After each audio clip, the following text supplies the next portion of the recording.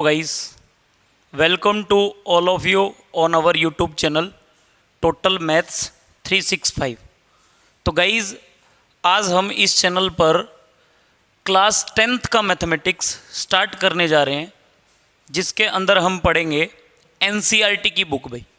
तो जो अपना NCERT की बुक का जो मैथमेटिक्स है उसके अंदर अपना CBSE बोर्ड, एक अपना HBSC बोर्ड और अदर बोर्ड, सारे के सारे बोर्ड कवर हो जाएंगे भाई।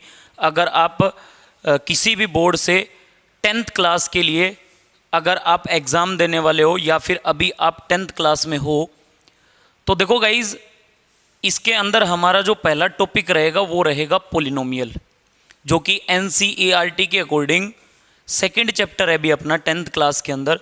वैसे ये वाला जो टॉपिक है वो 8th क्लास से शुरू हो जाता है, पहले 8th में आता है, फिर 9th में आता है और फिर आता है अपना 10th में। तो देखो सबसे पहले पोलिनोमियल टॉपिक शुरू करने से पहले अपने को ये पता होना चाहिए कि sir what is polynomial, polynomial होता क्या है, पोलिनोमियल की डेफिनेशन क्या है। तो आप देखोगे मैंने इधर पोलिनोमियल की डेफिनेशन लिख रखी है, expression having power of variable must be whole number.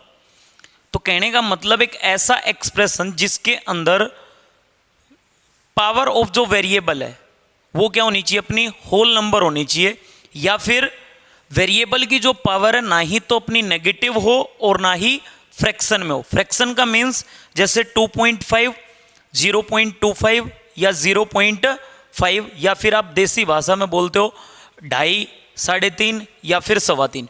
ठीक है भाई। तो जैसे ही आपने इसकी डेफिनेशन पढ़ी कि पोलिनोमियल एक ऐसा एक्सप्रेशन है जिसके अंदर वेरिएबल की पावर जो है वो क्या होनी चाहिए, अपनी होल नंबर होनी चाहिए। होल नंबर होते हैं अपने 0, 1, 2, 3, 4, इधर से स्टार्ट होते हैं भाई। अब जैसे ही आपने ये डेफिनेशन पढ़ी तो आपको आपके मन में एक डाउट आएगा कि सर व्हाट इज एक्सप्रेशन। इसके अंदर एक एक्सप्रेशन वर्ड यूज हुआ है, तो पोलिनोमियल को पढ़ने से पहले अपने को एक्सप्रेशन के बारे में जानना पड़ेगा कि सर व्हाट इज एक्सप्रेशन। तो देखो एक्सप्रेशन की डेफिनेशन क्या है, एक्सप्रेशन क्या होता है, relations of constant and variable. तो जो एक्सप्रेशन है वो कांस्टेंट और वेरिएबल से मिलकर के बनता है। ठीक है भाई, या फिर कांस्टेंट और वेरिएबल के रिलेशंस को हम क्या बोलेंगे, एक्सप्रेशन बोलेंगे। तो अब आप बोलोगे सर व्हाट इज कांस्टेंट और व्हाट इज वेरिएबल। तो अपना कांस्टेंट क्या होता है, कांस्टेंट होता है जिसकी क्वांटिटी मतलब जो कांस्टेंट हो, या फिर इसको हम बोलेंगे जो फिक्स हो, बिल्कुल मतलब जो चेंज ना होता हो या वेरी ना करता हो, तो उसको हम बोलेंगे कांस्टेंट। और व्हाट इज वेरिएबल, तो वेरिएबल क्या होता है, वेरिएबल होता है जो कि फिक्स ना हो, जिसको हम बोलेंगे नॉट फिक्स, तो उसको हम क्या बोलेंगे, वेरिएबल। अब सर कैसे कांस्टेंट, जैसे कि आप देखो अगर मैं आपको ये बोलूं कि gave me 10 rupees, gave me 10 rupees, तो जैसे ही मैंने आपको बोला कि गेव मी 10 रुपीज़, तो आपके दिमाग में है कि सर 10 रुपये का नोट मांग रहे हैं, सभी के दिमाग में यही आएगा।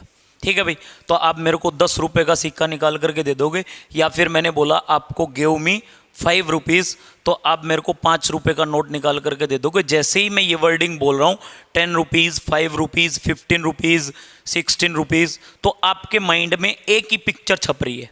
ठीक है भाई, ऐसे ही अगर वेरिएबल के बारे में अगर मैं आपको बोलूँ तो इसके लिए मैं ये बोल सकता हूँ, जैसे अगर मैं आपको बोलूँ give me x rupees, give me x rupees, तो मैंने बोला भी मेरे को x रुपीज़ दो, तो अब आपके दिमाग में आएगा कि सर कितने रुपए मांग रहे हैं। हो सकता है एक बच्चा सारे के सारे निकाल करके दे दे, या फिर हो सकता है एक बच्चा आधे निकाल करके दे दे, और फिर मैंने बोला कि गिव मी x रुपीज़, तो आप कंफ्यूज हो जाओगे, या फिर आपको नहीं पता कि मैं कितने रुपए मांग रहा हूँ। तो इस तरीके से हम बोल सकते हैं कांस्टेंट एक ऐसी क्वांटिटी होती है जो कि बिल्कुल फिक्स हो, और वेरिएबल एक ऐसी क्वांटिटी होती है जो चेंज होती रहती हो। ठीक है भाई, तो ये अपने कांस्टेंट और वेरिएबल के बारे में। उसके बाद में देखते हैं आगे आप,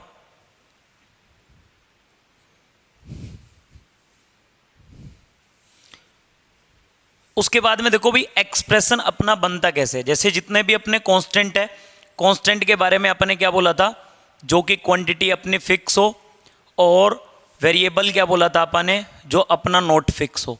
जैसा कि इधर मैंने दिखाया गया है, इधर मैंने आपको दिखाया है कि जितने भी अपने रियल नंबर हैं, जैसे देखो मैंने इधर प्लस माइनस जीरो लिया है, plus minus one, plus minus two, plus minus three, जितने भी मतलब अपने इंटीजर हैं वो सारे के सारे कांस्टेंट हैं। और उसके अलावा जो भी अपने पॉइंटों वाले नंबर बच गए वो भी सारे के सारे क्या कहलाएंगे, कांस्टेंट कहलाएंगे, क्योंकि इनकी जो क्वांटिटी है वो क्या भी फिक्स है, इनकी जो वैल्यू है वो क्या भी फिक्स है।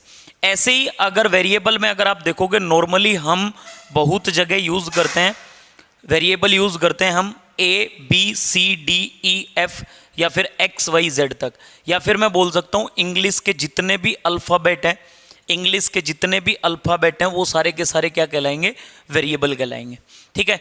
और जब कांस्टेंट और वेरिएबल जब दोनों एक साथ मिलकर अपने को कोई रिजल्ट देंगे तो उसको हम क्या बोलेंगे, एक्सप्रेशन। या फिर जैसे अपन ने बोला था कि कांस्टेंट और वेरिएबल मिलकर क्या बनाएंगे, एक्सप्रेशन बनाएंगे। जैसे मैंने एक एक्सप्रेशन बनाया fx इज इक्वल टू 7, तो इसके अंदर आप बोलोगे सर इसके अंदर तो ओनली अपना क्या यूज हुआ है, कांस्टेंट यूज हुआ है, वेरिएबल तो है ही नहीं। भाई वेरिएबल क्यों नहीं है, आप इसके साथ में x की पावर 0 लगा लो, या आप इसके साथ में y की पावर 0 लगा लो, या फिर इसके अंदर आप z की पावर 0 लगा लो, क्योंकि किसी की भी पावर जो 0 होती है वो कितना होता है, अपना 1 होता है। तो 7 इंटू 1 कितना होगा, 1 होगा। जैसे आप देखोगे ये वाला जो एक्सप्रेशन है fx, इसके अंदर देखो एक तो अपना वेरिएबल x आया हुआ है, एक अपना वेरिएबल t आया हुआ है, एक अपना वेरिएबल क्या आया हुआ है, z आया हुआ है, और बाकी जो ये अपने कांस्टेंट है। तो अगर ये एक्सप्रेशन देखा जाए तो इसके अंदर 3 वेरिएबल है अपने x, t और z। अब आगे फिर देखेंगे, ये अपना एक तीसरा एक्सप्रेशन है भाई fx, जिसके अंदर आप देखोगे एक अपना x वेरिएबल है, एक अपना z वेरिएबल है, और एक अपना कितना वेरिएबल है भाई, t वेरिएबल है। तो इस तरीके से एक्सप्रेशन बनते हैं। तो बच्चों आप इधर देखो, मैंने आपको सारे के सारे कांस्टेंट दे दिए, इधर मैंने सारे के सारे आपको वेरिएबल दे दिए। इनसे दुनिया भर के जितने भी आप रिलेशन बना सकते हो, आपकी मर्जी है, आप कुछ भी रख लो। कहने का मतलब अनगिनत अपने एक्सप्रेशन बनेंगे, इनफाइनाइट एक्सप्रेशन बनेंगे। कोई ज़रूरी नहीं है कि जो मैंने बनाया है सिर्फ वही एक्सप्रेशन है। इनको सेलेक्ट करके आपकी मर्जी है, जो भी कलाकारी कर सकते हो, जो भी रिजल्ट आएगा वो क्या कहलाएगा भाई, एक्सप्रेशन कहलाएगा। क्या कहलाएगा भाई, एक्सप्रेशन कहलाएगा। ठीक है भाई।